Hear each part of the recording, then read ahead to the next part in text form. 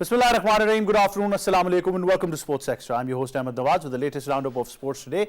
Let's take a look at what we're discussing. We start off as usual with cricket, and we discuss Pakistan's squad that has been announced for the tour to Ireland. Now, this is very, very interesting when we talk about this squad for Ireland and England. Pakistan have named 18 players. Haris Rauf and Hassan Ali are back in the squad, and the series, of course, starts from 10th till the 14th of May.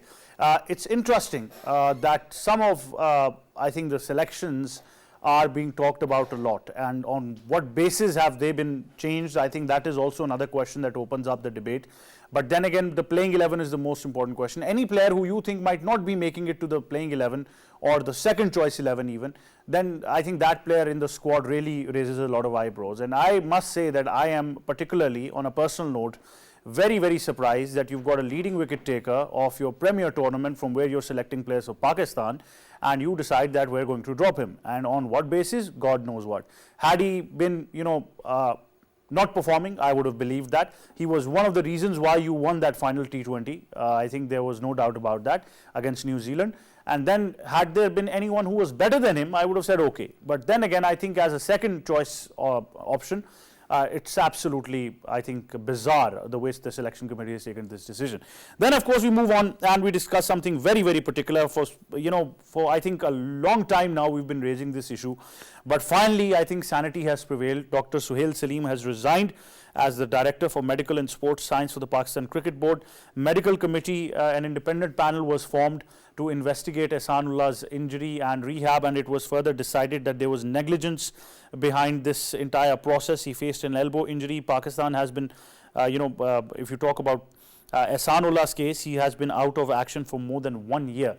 So we will definitely talk about this in detail, and I was just discussing this before the show, and I would say it, I think, on air as well, that whatever has happened should be not only liable to a resignation, it should be punishable by criminal conduct, because I think there is no doubt about it that what you've done is criminal negligence. It's not something that should be treated as a plain, simple clerical mistake or an error on behalf of an organization. This is absolutely criminal.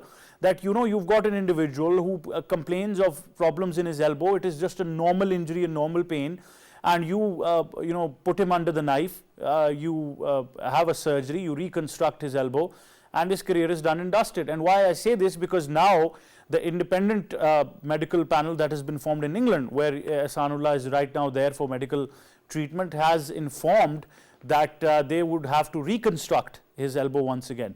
Meanwhile, the PCB's independent panel has asked that whether 12 months of rehab maybe can give him another option. But the fact is that in both cases, if he's sidelined for 6 months or 12 months, his career is done and dusted. You don't expect to bowl with the same pace again. And that's not the only option. In the past, we've discussed Shaheen Shah Afridi, we've discussed Shadab Khan, Haris Rauf has been there, Haris Suhail has been there as well, Anwar Ali has been there. There have been so many cases. I think there is a huge list of players in the past 3 to 5 years who have been injured, have gone into the PCB's rehab structure and have come back not even the same, but even worse. So I think, like I said, we all of us, I think Dr. Salim, people who were responsible for keeping Dr. Salim, people who were responsible in the board for this entire process. In the past, if you talk about this entire scenario that has been there for the past 3 years before the new chairman PCB came in, and I'm glad, I think I really want to send out a lot of credit to Mohsin Naqvi for at least taking this initiative and making a very, very strong statement that, things like these would not prevail in PCB anymore. So we're going to talk about that. Then we move on to the West Indies women's tour to Pakistan, where Pakistan beat the West Indies in the 4th T20 International. This is the first win for them in the entire series. And of course, they were able to restrict West Indies under 100, and that's why, further on they were able to chase that target down as well. Saadi Iqbal was declared player of the match. Then we move on to Pakistan has confirmed their South Africa tour, and they're going to be playing 3 T20s, 3 ODIs and 2 Test series. Starts from December 10th till the 7th of January. That's on the table. That's the lineup. Time now to introduce our guests. First of all, in studios, we've been joined by cricket commentator, international broadcaster, presenter, and our sports expert, Asif Ahmed. Assalamu alaikum. How are you? Walaikum assalam, Ahmed. I'm very well, thank you. Great to have you on the show. We've also been joined by first-class cricketer, cricket expert on many platforms, Mr. Kashif Majid. Assalamu alaikum. How are you, sir? Walaikum assalam. Thank you, Ahmed. Thank you for joining us. We've also been joined by sports expert, cricket analyst particularly. He's part of our programs on regular basis. Mr. Somebody who happens to have the keen eye of not just player selection, but also various administrative matters on the PCB. Whenever we talk with him, I think there's a lot of fun that we have and a lot of, I think, synergy between him, Asif especially, Fakhr Zaman especially, and then, when I come to the picture as well, Sabir Hussain joins us. Assalamu alaikum, how are you, sir? Walaikum assalam, Ahmad, and thank you so much for a wonderful introduction. And I hope Asif would be happy for this. Oh, yes, I'm happy. He's been missing you on the show. We're glad that you're here. But first of all, before we discuss things further, the entire saga of Ihsanullah, his injury, and Dr. Salim's resignation, we've got a report on that. Let's take a look and then we come back. Medical committee submits report on Ihsanullah'S injury. The independent three-member medical committee comprising Professor Rana Dilawez Nadeem, Dr. Mamrez Najman and Professor Javed Akram, tasked with reviewing the handling of fast bowler Ihsanullah'S right elbow injury and recommending next steps, submit a detailed report to PCB chairman Mr. Mohsen Naqvi. After a thorough examination of the case history, including all MRI, ultrasound and related reports, interviews with members of the PCB Medical and Sports Sciences Department and Ihsanullah, the committee concludes that Ihsanullah'S condition of right elbow pain was not addressed, treated and operated appropriately. There was a delay in reaching the clinical diagnosis and investigations. He did not receive a formal rehabilitation process as required by his condition. The surgeon recommended by Director of Medical and Sports Sciences was inappropriate, lacking the academics and experience in the field. Furthermore, the medical committee also conducted reviews on the cases of Arshad Iqbal, Zishan Zamir and women's cricketer Shawal Zulfikar. Regarding Arshad, the committee recommended a 2-month rehabilitation program, while for Zishan, the committee suggested the bowler undergoes examination by a foot and ankle specialist. As for Shawal, the committee suggested conducting a CT scan of her right shoulder before proposing any further course of action. Meanwhile, Dr. Suhail Salim, Director of Medical and Sports Sciences, has tendered his resignation, which has been accepted by the PCB. There you have it, all you need to know about this entire saga and this report by Sabah. K. Asif Ahmed, I think we've been following this since a long time now. We've discussed this on multiple occasions, but I think what has happened now, like I said, my call is simple. Criminal charges should be proceeded and this should be made an example of that, on the highest stature of Pakistan cricket, and not even for, I think, cricket, in terms of medical sciences as well, what you've done is dishonesty to your profession. Well, I think that the entire nation is feeling pain, and we do understand. But before starting my comments, I would like to say something, and I would like to tell to our viewers that the credit should be going towards Ahmed, because he has been raising this issue from last several months, and he was talking about Ihsanullah. And during our shows, if the people who are following our show, they should know that the Ahmed brought some exclusive stuff regarding Ihsanullah'S case. So Ahmed, very well done the way you're working. I appreciate, and thank you very much, Pakistan Cricket Board, that after a long time that they've taken notice. And of course, when Ihsanullah was in England, what happened actually, that the 22 years of age guy, all the way from Sawat came, performed in domestic structure. Multan Sultan have picked him, performed so well. He was so impressive with his pace and accuracy. And the people now, after Shoaib Akhtar, the people are eyeing that we got another pace battery in the shape of Ihsanullah. But when he has been picked up for the Pakistan, and he played a couple of series, I must say, Afghanistan, New Zealand, he played 4 games and got 6 wickets, 3 for 29 against Afghanistan. He was feeling pain in his right elbow. Actually, that when we talk about the injuries, and in your intro, you have taken one word, and that is the specific, and I think that's the voice of the nation. That's the criminal medical negligence. And in this society where we are living, I think, that when we talk about the laws, when we talk about the rules, no one follows. But I think this is the best time that take it as a case, a test case, and tell everybody that now enough is enough. You have taken a couple of more names that we should take, that the players who've been suffering. That was a simple case. What actually Dr. Adam Watts said that you will go with an aggressive physiotherapy for the next 6 to 12 months.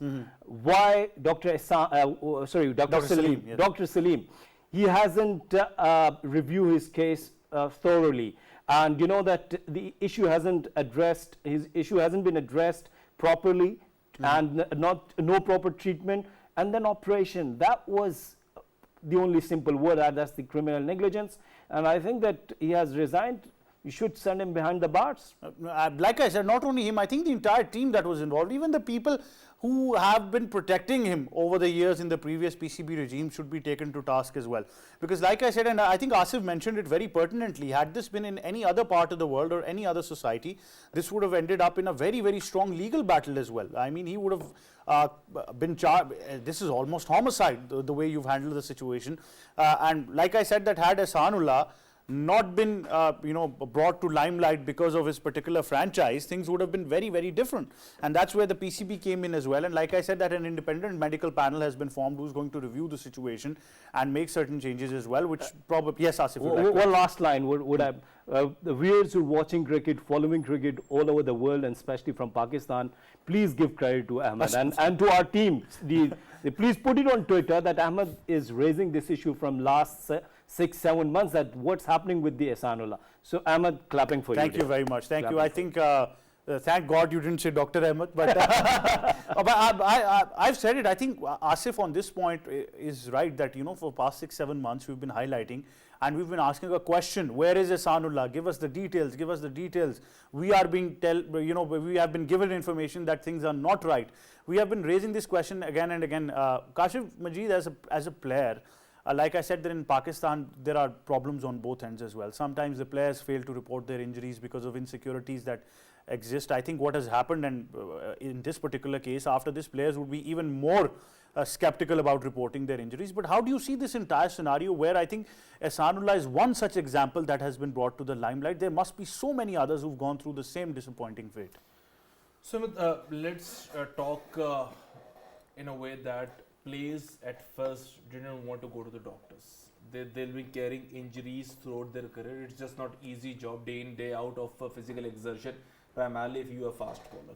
So most probably at first Ihsan was reluctant of coming up and saying that I'm feeling pain, and that is the supposedly first instance where we've seen a negligence from the player's end. Second, when he reported, he wasn't given the proper treatment, again a negligence. But when we talk about going for a surgery, as a player, I can say with 100% guarantee, surgery is the last option for any of the players sitting out there.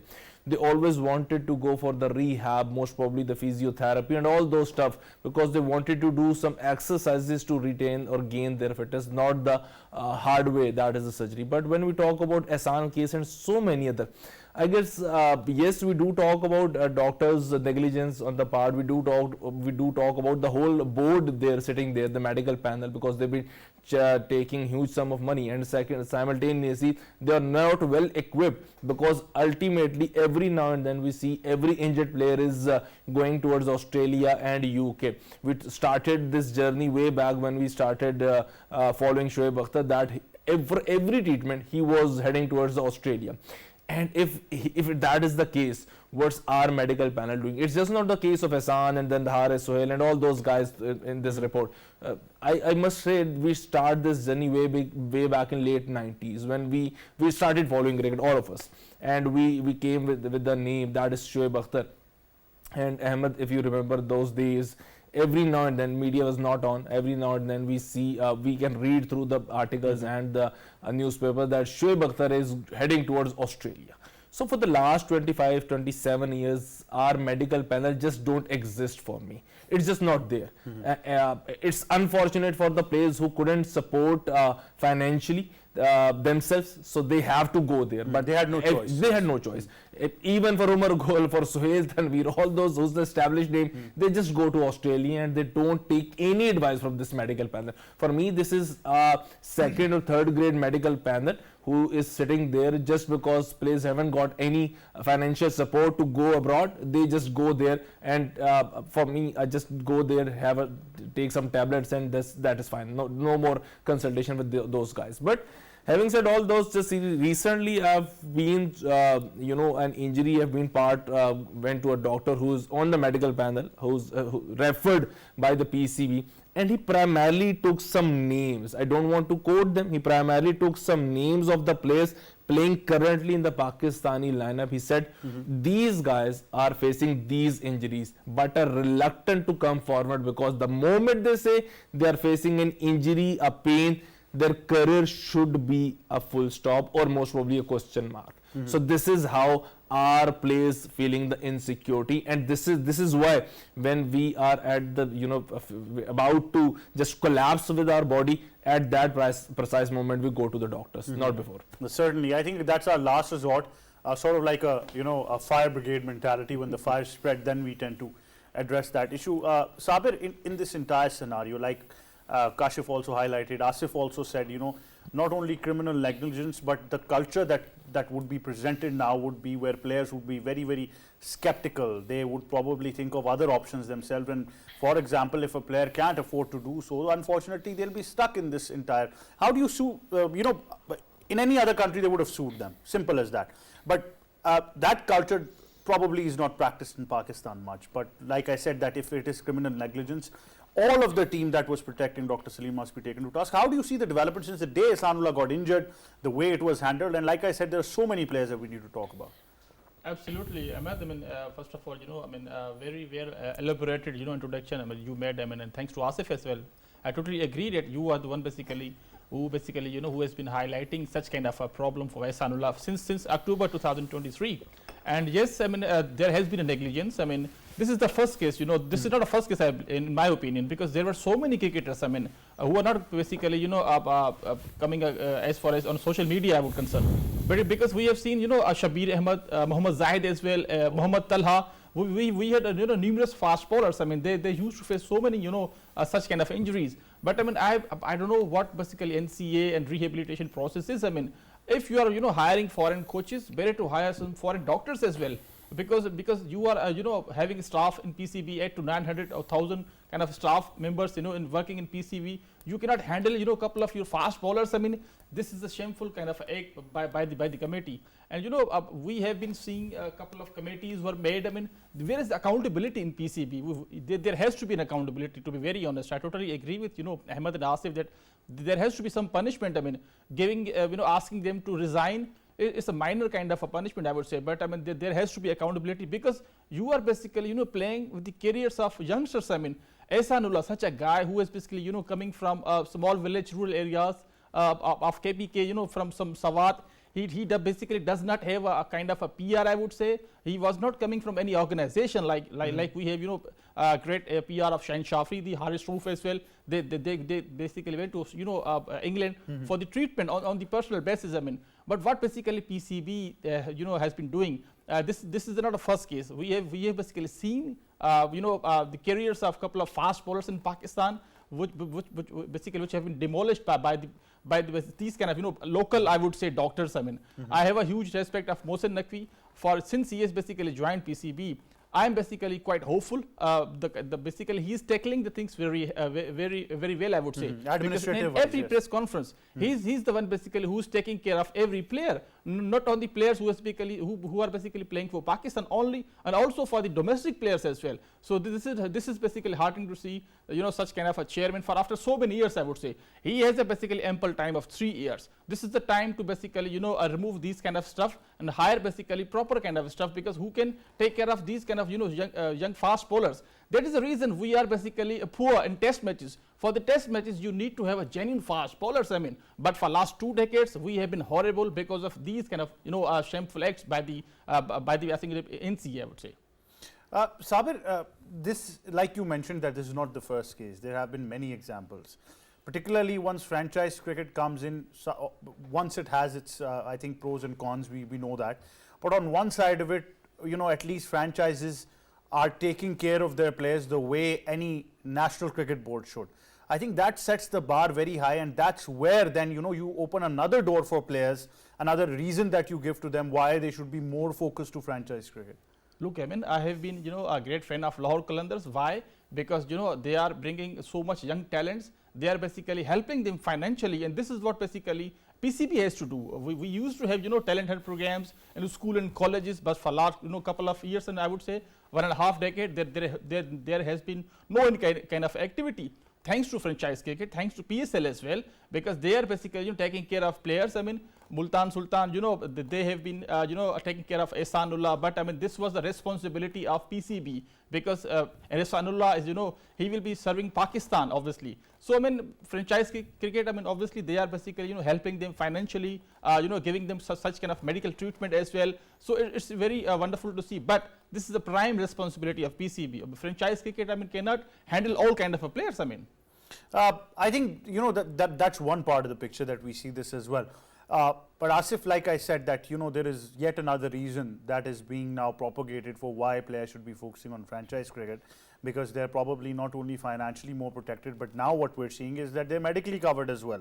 It's like that corporate scenario where people tend to go with certain careers just because of the reason that they're protected well under them as well. Well, I had said this thing before as well, that the nationalism comes first. For me, if you ask me that, so definitely I'll talk about the Pakistan. And then obviously, that when a player who is playing and is not secure financially, and of course that he will look after his family and so many things, and if the franchises are doing this, we appreciate, as Sabir was mentioning about Lahore Qalandars and the other. But in this case especially, I will give some credit, and we'll upload the efforts of Multan Sultans, because even that Ihsanullah was in the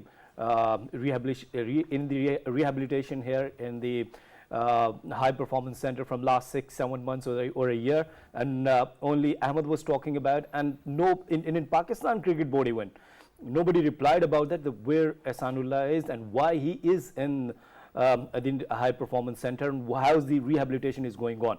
So the role of franchise cricket is really important in that scenario, that they are helping to the cricketers, especially like Ihsanullah, because that when a guy coming all the way from Sawat, from a small village, high expectations, not only from the family, but from the other the people segments of as well, yes. the people of the village as well, because they want to see them as national hero.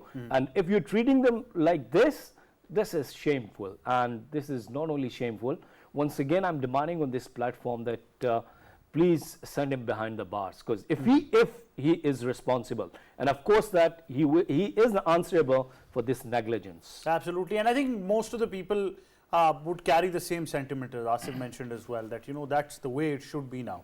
And I think it doesn't boil down to the way that only the players won't report it. It's about that you need to create that communication, you need to create that gap. I often talk to many players as well, and even when I've talked to our former women's captain Sana Mir, she's often said that the problem right now between the players and the cricket board is communication. Once that communication isn't there, then all sorts of problems are going to happen. Ahmed, so I think that should be Ahmed, yes. Sorry to interrupt you, because I want to tell this, because if you allow me, I want to say this is what happened with the Indian cricket. How Sourav Ganguly created that environment, that ease, that comfortable zones for the players. That I was listening to Mohammad Kaif, and he said that the Dada, Sourav Ganguly, was the skipper who used to meet individually with the entire team. And when the coach was John Wright, that the John Wright wasn't used to give them plan. That was the team and the skipper who used to give them plan, that we will go with this scenario, with this scenario. So if you're not giving these kind of ease among the players, and that the politics is going on, then you cannot communicate properly. And if there is no communication, then you will see cases like this. Kashif, what kind of communication should be there between a player and his management? Obviously, I think the comfort level should be there. But like I said, that a lot of players, current and former, have highlighted the fact that because of that communication gap, and what they particularly meant was that whenever they used to have an issue, it would never reach the chairman. It would be just, suppressed by some of the, I think, what can I say, a large amount of directors advisory team that were surrounding senior the managers. Yes.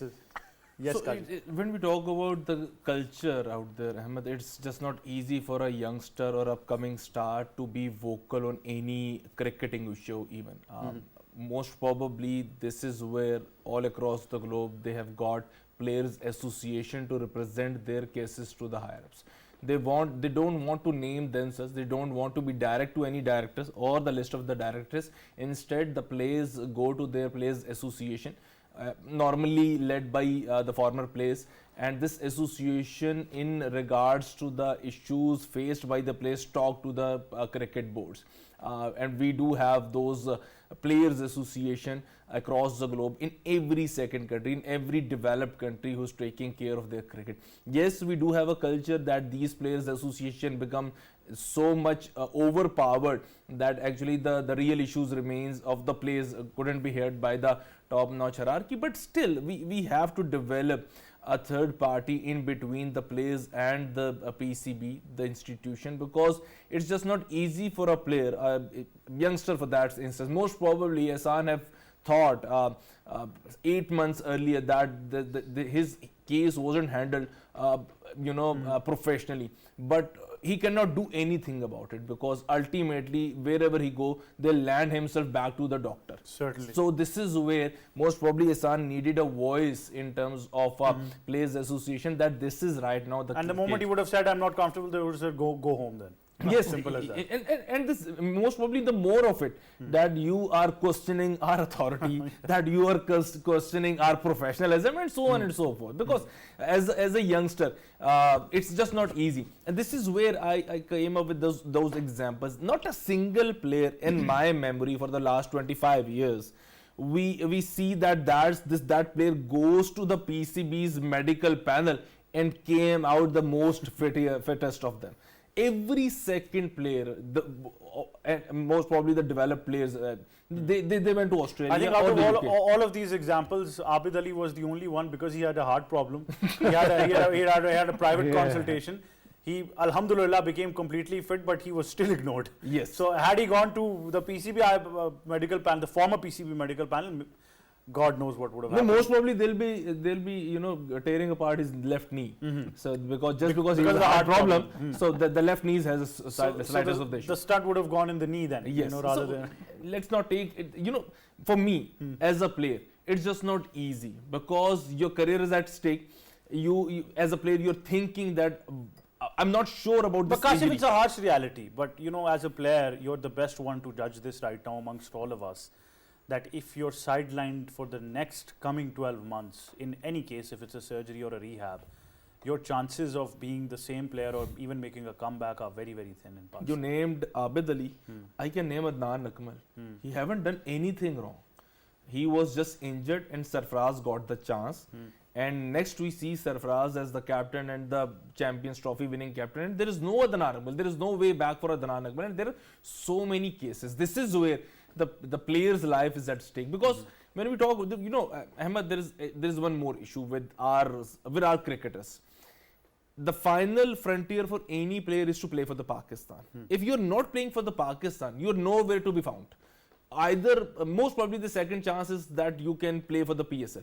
But for all those cricketers who are 4-day cricketers or the longest format players, if either they are Pakistan players or either they are nowhere to be found. So this is where Adnan Akmal's case lies, or Abid Ali's case lies, and so on. So this is where they tend to play even with the slightest of the injury, because for them, they know there is no proper plan, there is no proper backup for them. But credit to Kashif, as soon as he realized he had a hamstring injury, he decided that he's going to rest. He gave himself a complete rehab, and hopefully I think it's settled now, Kashif. No, Kiyasif, let me come with this intro of yours. Credit goes to the Ahmed for realizing that Kashif has got an injury, so he can rest and he cannot play for RT. Well, I actually wanted him to play, but he said no. And again, keeping all the stakeholders intact, he asked Kashif to take proper rest. There is no heartburn feelings, and you can take it. Well, Kashif, I think, was in good hands of Dr. Shirazi. Oh, yes. But I think now we bring your focus to the squad that has been announced for the series against Ireland and England. The squad is being led by Babar Azam. Azam Khan makes a comeback in the squad. Hassan Ali has been given a surprise inclusion. Also for the fact, I think that what we see is that they've not gone with Zaman Khan. Haris Rauf is coming back as well. Zaman's been sidelined. Also the fact that Salman Ali Agha makes it to the squad as well. Haris is still ignored. Leading wicket taker in the PSL, Usama Mir, is probably not good enough to make the squad. Sabir Hussain, how do you see the squad? Look, I mean, chief selectors basically all the selectors, the 4-member committee, I would say, including Babar Azam, they have selected Hassan Ali. By the way, Hassan Ali is not in the red out form, I would say. I mean, I don't know on which basis he has been selected. I mean, in this particular, on a tour. He has basically picked up 9 to 10 wickets, having the economic rate of, in this particular PSL, by the way, more than 9, I would say. But Usama Mir, Muhammad Ali, Usama Mir picked up 24 wickets. Muhammad Ali basically picked up 19 wickets in this particular PSL, having the economy rate of 8 point something. Abrar Ahmed, he also picked up a couple of wickets, so he basically deserves a chance. But 2.5 weeks ago on this particular show, I basically said Usama Mir is not, in the World Cup plan. So I mean, I was right, by the way, because they basically gone for Shadab Khan and Abrar Ahmed. You want me to clap for you? Yeah? No, I knew, the day basically they selected, Ahmad Wasim come back in this particular team, and also Shadab Khan's, he has basically performed really well, and he recovered from injury. So I mean, there was a less chances of Osama Mir, I would say. Again, he doesn't have a proper lobby, a kind of who can support them on social media, some ex-cricketers as well. So that is the reason he's not part of the World Cup plan, I would say. But I mean, on the other hand, Haris Rauf, he has been selected on this particular tour, but I don't know which kind of physical treatment he has been taking. He will be fit for the World Cup as well, because you needed to have a genuine fast bowler. But I mean, he has to basically perform likes of you have Shaheen Shafri, the Mohammad Amir as well on those kind of tracks where Amir has been successful in West Indian condition for last couple of years. I mean, so consistent performance by Ahmad Wasim and Mohammad Amir. But if you basically instead of Hassan Ali, you should have selected Amir Jamal. Because he is also playing in by the way in UK, in England. So rather than selecting Hassan Ali, so you should have selected Amir Jamal, because we need to have a genuine fast bowler all-rounder. We basically missed particular all-rounder in 2022 World Cup in Australia as well. But same mistake Pakistan cricket board is making along with selectors and also the Babar Azam as well. But I mean, thanks to the Babar Azam and his team, because they selected a couple of 2 to 3 names are doubtful. But I mean, rest of the players I would say okay for me. Azam Khan and Shadab Khan must play ahead of Iftikhar Ahmed, because Iftikhar Ahmed has been given ample chances in my opinion, because in middle overs you do not need Salman Ali Agha, by the way. You need to have a couple of players for from 10 to 15 overs. I mean, they can slog every ball, and these kind of tactics, I think Fakhar Zaman, sorry Asif bhai, Azam Khan and Shadab Khan, these are 3 to 4 players. I was just going to say he's raised a lot of eyebrows by saying that they should play ahead of Iftikhar but not Fakhar Zaman. But Asif, the squad in general, my particular question would be about Usama Mir's exclusion from the squad. Well, I think that before replying your question, I would like to say that the press conference of Wahab Riaz, Mohammad Yusuf, Abdur Razzaq, and the statistician, I forgot the name, they did not respond really well.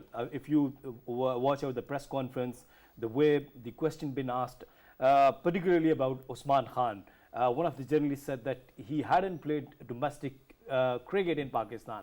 And the reply from the Wahab Riaz was that he was in the domestic structure and PSL. It means that there's a difference between the domestic cricket and Pakistan Cricket Super League or the franchise cricket. And sometimes when you ask this question to Mohammad Yusuf, that what's happening, sorry now, Sabir Bhai, what's happening with the technique of Fakhar Zaman that he could only play still, if you could have watched his innings against New Zealand, that his favorite areas are square leg and mid-wicket areas. And still, Asif, if you allow me, I would respectfully disagree, because when we needed 12 runs and over, he was taking some really good singles. I'll be really honest. And then when you when we needed 12 runs and over, he was taking some really good singles. That what happened? What happened? So he's a technically correct batsman. We couldn't clear the pin defense. This is what you are saying, that he was taking singles, so he's not a good batter. This is what you are saying? I'm saying when 12 runs and over were required. No. I want you to focus on that 12 runs and over. Yes, your 12 runs, very simple that. This is cricket. The 6 is not all about the cricket is. That if you can hit 6s in a crucial time, yes, it's an X factor. But if you cannot take singles in crucial time, then what? then you're not a cricketer, then you're not a good batter. And this is the problem with the Fakhar Zaman. This is not what I'm saying. This is the legend Michael Bevan is saying. One thing. The second thing is that I was talking about the technique. I mean, I'm not, I do not have any personal sort of feelings against Fakhar Zaman. Constructive criticism. Yes, see that if you are hitting each delivery towards mid-wicket, even if a bowler like Jimmy Neesham is bowling you outside the off-stump and you are playing away from the body like this, your feet movement is hardly, there is no feet movement, then definitely we'll ask this question to Mohammad Yusuf that you were working with the team as a batting coach and the National High Performance Center, why you didn't work on the technique on Azam Khan and for batters like Zaman Khan. Okay, in this team you were asking me about the Osama Mir. You have, on this question, I'm with Wahab Riaz and Mohammad Yusuf that you have Shadab Khan, same kind of bowler, and you require some different bowler like Abrar. Why? Because you call him that a mystery bowler, he could bowl a quicker one, his wrong one, and some mystery deliveries. So I'm not sure that either the way he was bowling in the T20, because I've watched him in domestic structure, he was so useful there. And Osama Mir, you have given him ample opportunities. What happened in the ODI World Cup? He was not up to the mark with his performances. So I think that if you're bringing up with the fresh blood, and the last thing about the press conference was when they said that the rotation policy, we were using the rotation policy, and that's why we lost. Sorry. The rotation policy, if you see the model of the entire world, same team. Yeah, it was the same team. What kind of rotation? Yeah, this is what I that Osama balls from one end in one match, the other end in the second match. This is the rotation policy. I'm surprised. I'm gobsmacked. Asif, I take your comments. I'll just quickly move on to Kashif before we wrap up the segment. Kashif, the squad in general. For me, it's a perfect squad because somehow Babar knows his final 11. So the 12th to 18th member squad, most probably that is something which we can say plan B or plan C. For 11, for me as a captain of my club or anywhere, my city cricket, I want to find out my best 11 or best 12 at most. 13 to 15 or 13 to the 18th member are the support staff required with any injury in mind. As a plan B. And as a plan B or plan C. And the three members, we talk about, look, let Osama Mir for me, since Abrar, Saim Ayub, Iftikhar, Shadab, Imad Wasim are all in there. So most probably they didn't require Osama Mir. And importantly, he is not selected for this tour. What if he is not in the plans and performed occasionally in one or two matches, then they have to go through their plan. So this is where it's important. If a player is 80, 60, 70% fit and you don't want him to be part of your plans in the World Cup, you just don't pick that. I still remember that 2019 World Cup, Abid Ali got the chance, scored a century, and they opened a Pandora box for everyone. That he is the star for the Pakistan lineup. He, I think, got selected and played no single match in the World Cup. And at that precise moment, most probably we will be thinking, instead of picking Abid Ali, we should have picked another all-rounder who can be fitted in the middle. Yeah, that's what we think now. But I understand where Kashif is going with this one. But Kashif, Asif and Sabir, thank you very much for joining us on Sports Extra.